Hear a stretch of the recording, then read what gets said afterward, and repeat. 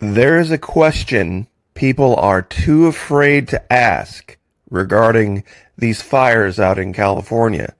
They don't want the real answer. And it has to do with something that is tied to a great many other natural disasters that have happened in this country and around the world in the last 10 to 20 years. When people start asking the right questions, they're going to get the answers that they need. Maybe not the ones that they want, though. Let me ask a very simple question without anyone getting too emotional about this. Why does it matter how the fire started? You see, whether it was some kids out in the forest who didn't dispose of a little makeshift campfire properly, or whether it was a random lightning strike, or perhaps New Year's fireworks that got out of hand that somebody had left over, or some drone, some directed energy weapon from space. It doesn't matter how the fire started, because there's something that everybody is forgetting. What is that?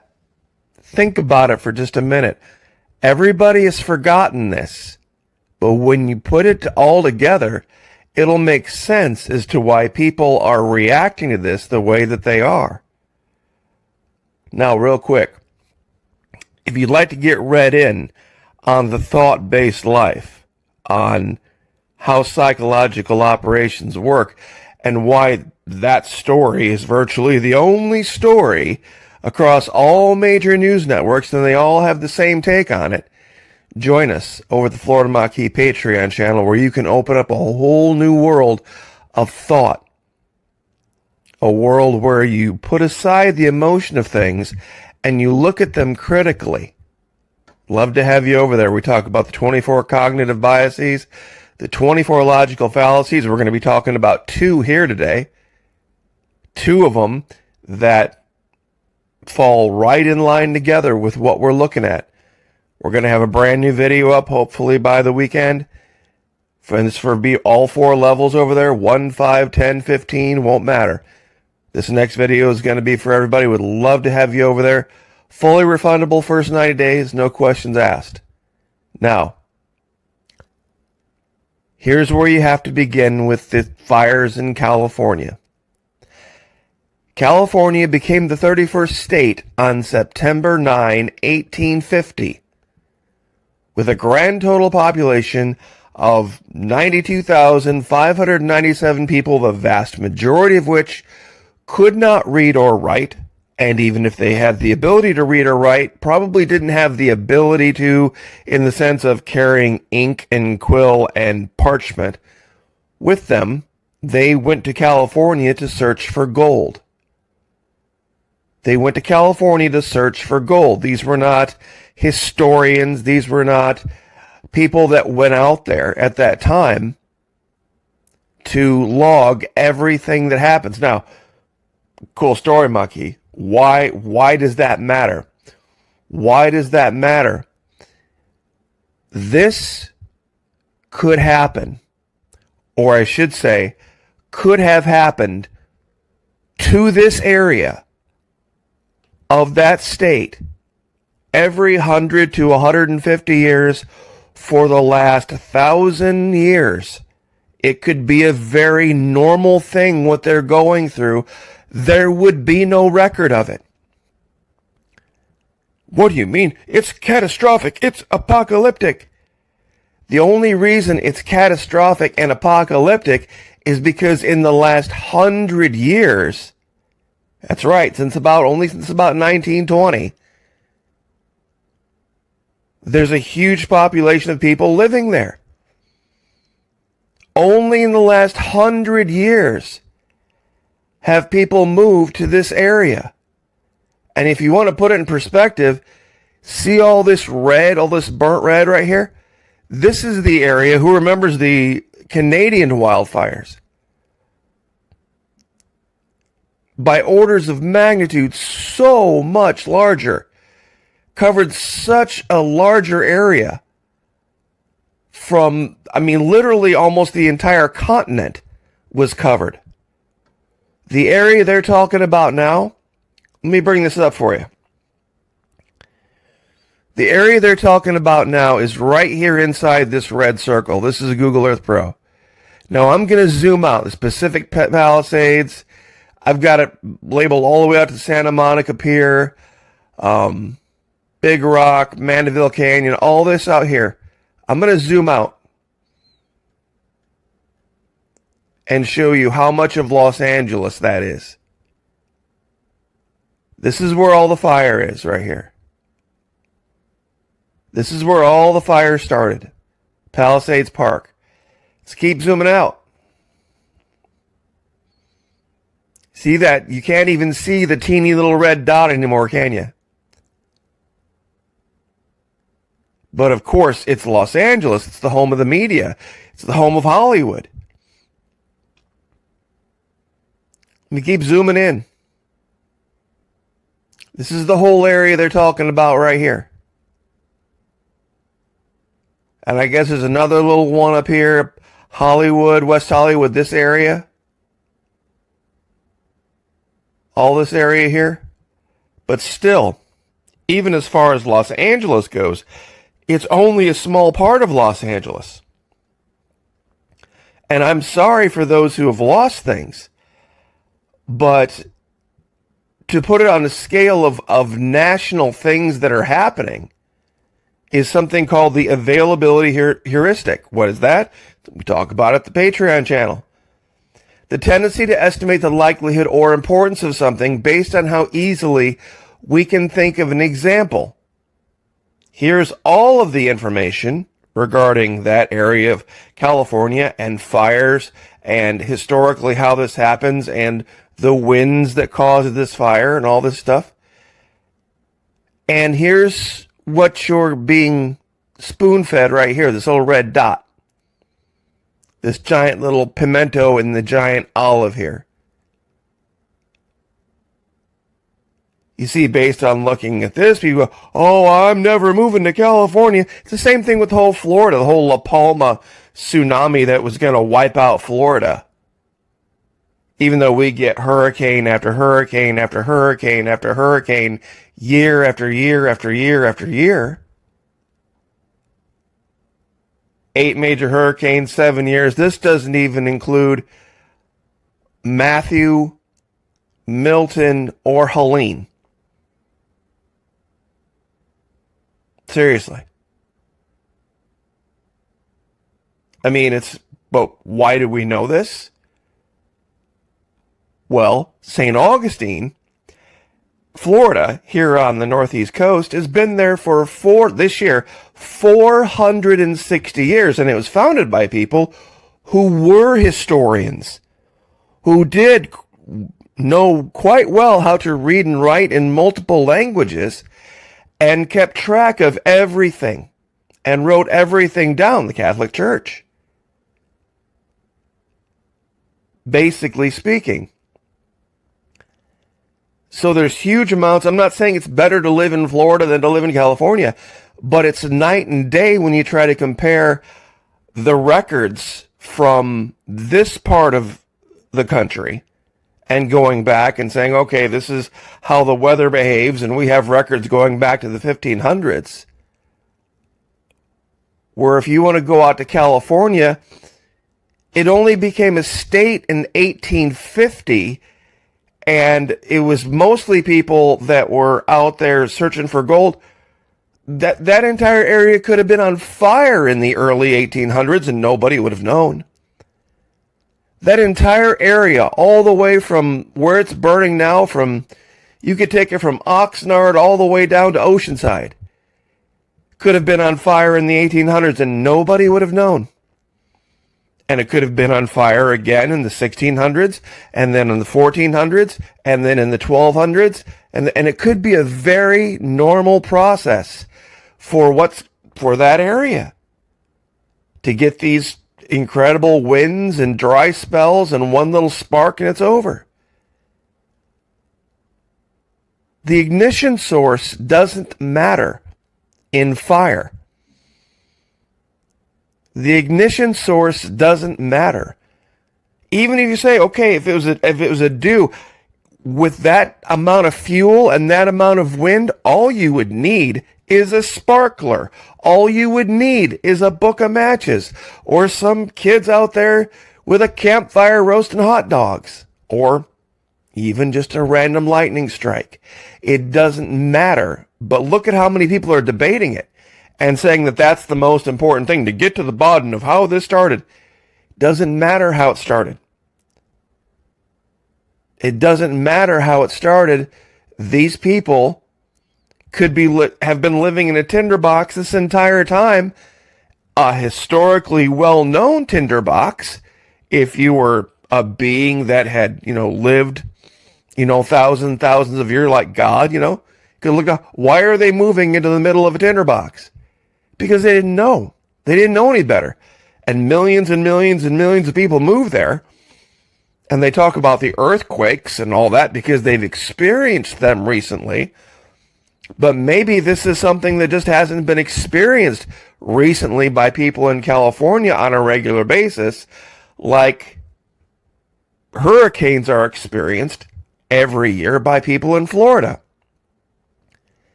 And this headline, police shoot down popular theory about how deadly fire started, but some celebrities aren't buying it. Why do we care what celebrities think? The halo effect. Oh, I saw this person in that movie. Oh, Fonzie from Happy Days. He says there's somebody out there starting these fires. It doesn't matter, Fonzie. It doesn't matter, Fonzie. You're kind of jumping the shark again. It's called the halo effect. Well, we live out there. Even if somebody did. If somebody did. It's during the wet season here in Florida. You could go out in the middle of any random stand of trees with a gallon of gasoline and a match, and you're not going to get anything to burn. Because everything is so wet and so saturated. It doesn't matter how the fire started. It doesn't matter. Whether it was a bolt of lightning, whether it's some make-believe dew weapon, or some people with some sparklers, it doesn't matter. None of that matters. What matters is the history. What you're looking at with California. People have only truly been living in Los Angeles. See, look, nobody's going to buy this, but it's the case when you look at the history. This whole area here, from Santa Monica, all this, 100 years. Truly, I think it was 1920 when Los Angeles finally broke the top 10 cities as far as population in this country. That only happened in 1920. That's how few people lived out here. So what does that mean? That means nobody would have known if in the early 1800s when the fault line right here in southern Illinois. Remember the massive earthquakes that shook this whole region right here around southern Illinois and the western border of Kentucky down here? I'm trying to remember the name of the fault line out here. Where there's massive earthquakes. Even at that time in the early 1800s, nobody was living out here. And the few Spartan people that might have been, they weren't historians. There would have been no records. So even at the time of the founding of this country, back in the 1770s and 80s, nobody would have known. This whole entire area could have been burned to the ground and rebuilt by the time we settled it. And that could have happened over and over and over again. And nobody would have known. So this could be normal. This could be normal. What's the proof of that? Go look up the Canadian wildfires. I'm sure a lot of people, oh yeah, back in 23, yeah. Go look up the Canadian wildfires, this whole area. This whole area was absolutely, here's even a better map.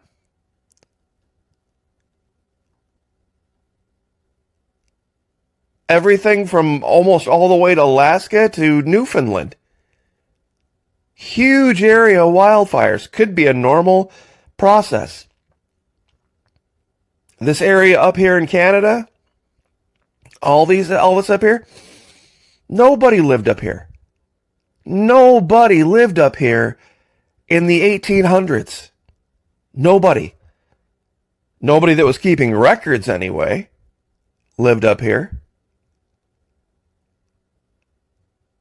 So just saying, and the entire population of Canada, even now, is somewhere between the population of Florida and Texas.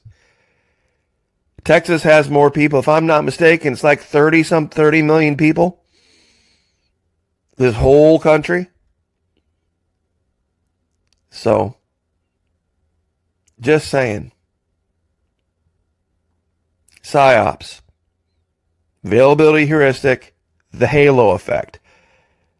Celebrities think something weird is happening, so clearly something weird must be happening when it could be very normal. And given that it's this teeny tiny area, but it's a very specific teeny tiny area, everybody blows it out of proportion, and I'm sorry. I am so sorry the people that live there have lost what they've lost. But Hollywood does do this. It was the same thing with 9/11. A couple buildings got knocked down up northeast. Didn't affect most of the country. Dominated the news for 10 years. And this out here because, once again, head of the whole heart of the entertainment industry for the world. This is going to be the end of the world as we know it. Apocalyptic Armageddon, when it's literally this teeny tiny little itty bitty dot way over here on the map. And this area, and like I said, this could have burned down so many times in the last 1,000 years. It could be just a normal process. I mean, we used to talk about, Armageddon when we talked about like the caldera blowing out here. That would be a volcano the size of, the state of Utah or something like that. That would blow and then blanket the entire country in, soot and ash. But this is just a little, little in the sense if you live there, it's not little. But the hurricanes that hit Florida every year hit much larger areas and damaged much larger areas. Hurricane Matthew came all the way to the edge of Florida here just north of West Palm and raked up the coast back in 2016. And it destroyed city after city after city after city as a Category 4. From Jacksonville all the way to West Palm Beach. Hundreds and hundreds and hundreds of miles. St. Augustine was almost wiped off the map by Hurricane Matthew back in 2016. We hear a lot about, the Gulf hurricanes, and they do the damage too. Louisiana got hit by 3 of them. In 1 year. 3 of them in 1 year. So, just saying. You look at the pictures and, even if I decided to double the size of this circle, it would still be a dot smaller than the dots they use to represent the cities. So, I will leave it there and let that go and just, like I said, now pray for those folks pray for them. I mean, and lift them up and do what you can to help. And, I've reached out. I know some people out there. I said, hey, if you need an escape, place, my door's open. But make sure that everybody keeps it in perspective. What we're looking at could be a very normal process that nobody knows about simply because Los Angeles, as we know it, is truly only about 100 years old. It's only about a 100-year-old city, which when you talk about cities around the world, it basically just got born. So it's a newborn. So I will leave that there, but once again, love to have you. Psychological Operations 101, 24 cognitive biases, 24 logical fallacies. Join us over Patreon. Love to have you, whatever level, 1, 5, 10, 15, love to have you. God bless. Pray for each other. Pray for me. I'll pray for you. Lift each other up. Like, share, subscribe, and I'll see you guys next time.